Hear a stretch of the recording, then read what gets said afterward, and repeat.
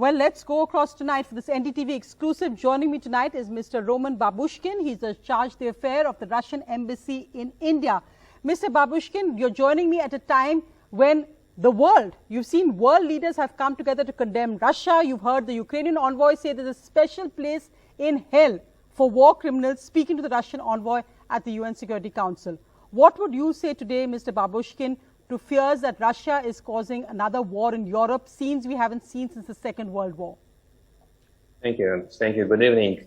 I would say, first of all, don't be misguided with the plenty of disinformation and rhetoric coming from the other side, because the situation is crystal clear. So the red lines are crossed. Russia was waiting for 7 years for Ukraine to implement Minsk agreements and to start negotiations with Donbass and Donetsk. Instead of that, so war started not just today, it started 7 years ago. Actually, the special decision of the Russian president today about the military operations to support the liberation of Donetsk and Lugansk regions. In fact, that is the only step to stop the war. This step is being made in a full accordance to the international law, by the way, and full accordance to the UN Charter, and according to the treaty obligations which are coming out of the documents which are signed after these new republics were recognized by the Russian Federation. No, but let me just ask you, Mr. Babushkin, tonight we know that you have said that this is Russia's point of view. We know that Prime Minister Modi is expected to speak to President Putin tonight. India is likely to urge for restraint. It's likely to ask, why is it that Russian troops are now reaching Ukraine's capital, if it's just about the two areas that you just mentioned, which you said where President Putin has said there's genocide, that why Russian troops are now attempting to take over the capital of Ukraine. What do you think will be on the agenda tonight when Prime Minister Modi speaks to President Putin? It's nonsense. It's absolute nonsense. There is no Russian troops in Ukraine at all. Even they are not present right now in Donetsk and Lugansk regions. You see what happened last night. There was about 2,000 ceasefire violations from the Ukrainian side. So, and Russia targeted only military infrastructure units, and according up to this moment, about 74 units were destroyed, including 11 air bases. Dozens of the Ukrainian border forces are giving up. Those who are fighting just the Nazi elements, which are supported by the Western countries. And Russia has had no plans to invade Ukraine and to occupy Ukraine. Just be defending these people living in the territories of Donetsk and Lugansk, because of continuously years by years the policy of genocide and extermination of these people, violations of basic human rights. We have more than 400 criminal cases, invoked against the war criminals. In fact, Mr. Babushkin, let me just go across straight away to Mr. Yurash, who's a Ukraine MP, the head of the Parliamentary Friendship Group with India. Now, Ukraine's envoy in India today asked for India to intervene strongly, for Prime Minister Modi to speak to President Putin, which is happening now. What would you say, sir, as I have the Russian charge d'affaires in India, who has said that there was genocide going on in these regions and that there are no Russian ground troops in Kiev or in Ukraine? Liars. These people have invaded my country in all directions. Their forces basically are invading north and south, in the east, and are killing people every minute that we speak with you. I'm recharging the weapons we've been distributed right now to try and defend Kiev, because there are battles around Kiev happening with the Russian army. They have been actually, some of them actually given up, and we already have videos with them. Time and time again, we've seen this happen. Russia making outrageous claims, telling lies to the world, and telling that everybody that it attacks is to blame. Very simply speaking, Russia is not to be trusted, and the world is seeing this right now, finally.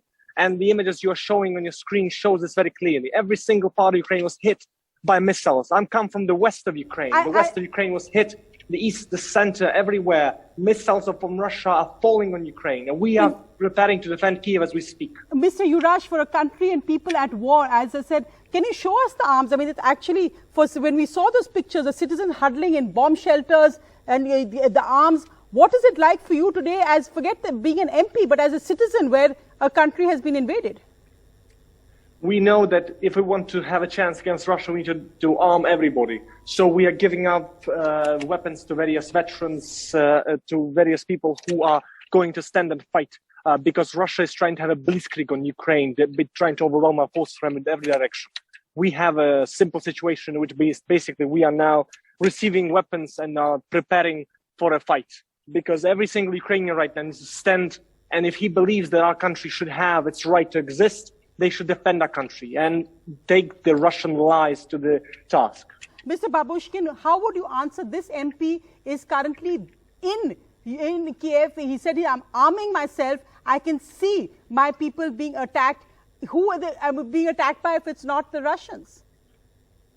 We have no intention to attack any city of Ukraine. So there was a targeted operation against the military infrastructure units.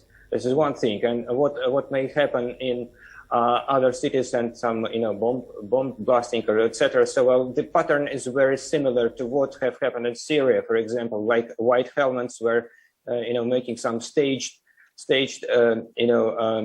videos about the civilians who were dying, and but it was it has become a pretext for sanctions, for another pressure, for other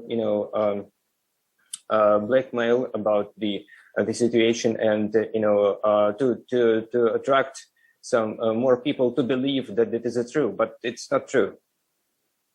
Again, Mr. Babushkin, he is currently there arming himself. He wouldn't be doing that. Why would individuals be doing this as a pretext for sanctions? Is this about, now the West says this is about one man. It's about President Putin's dream to take back areas of the former Soviet Union. It's about one man taking his country to war. And the worry that he said today that the consequences, if other countries intervene, will be catastrophic. What did he mean by that? Will there be a second war in Europe, you think? Is that what President Putin is now looking at? Of course, this is, many have made the comparison again to Nazi Germany and Poland and what the rest of the world kept waiting and watching as Hitler went through Europe. So in fact, we were waiting for so many years and for these Minsk agreements to start being implemented. But in all these years, we were recognizing all this Donetsk and Lugansk Republic as part of Ukraine. So other examples of the post-Soviet history. You have to kill everyone on Ukraine. Post-Soviet history, and including the recent developments in Kazakhstan, show that Russia has no intention to violate. Mr. Yurash, yes, Mr. Yurash just wanted to make a point. Go ahead, Mr. Yurash, you wanted to respond? Your lying excellency, let me just tell you that when this is all done and dusted, this video shall be remembered by the future Russia that will emerge on the grave of Putin's regime, and you will be tried. You will be taken to task for every single word of those lies that you are telling the world right now. Very simply speaking, we are now prepared. I'm sitting now by the hotel which has the national journalists in Ukraine, CNN, Fox News, BBC, CBS. They see what's happening. They will tell the world what's happening. Your lies don't stand a chance. The world shall put you into your place. As you hear the bells ring from the central cathedral of Kiev, arming Ukrainians and telling them to be prepared, because your forces are right now around Kiev. My friend leads a defense unit around Kiev, and he's fighting against your soldiers. He sees their badges, he sees their weapons, sees their insignia. You are invading my country and trying to destroy it. Stop telling lies and see yourself in the mirror for what you are, a liar. My dear friend, we are trying to save your country. You are trying to destroy my state and its ability to truly see the future for what we want to see it as a democratic, independent nation. Your state was destroyed by the Western-supported coup d'etat in 2014, anti-constitutional coup d'etat, which brought to the power those people who are promoting the ultra-nationalist, I'm going to let.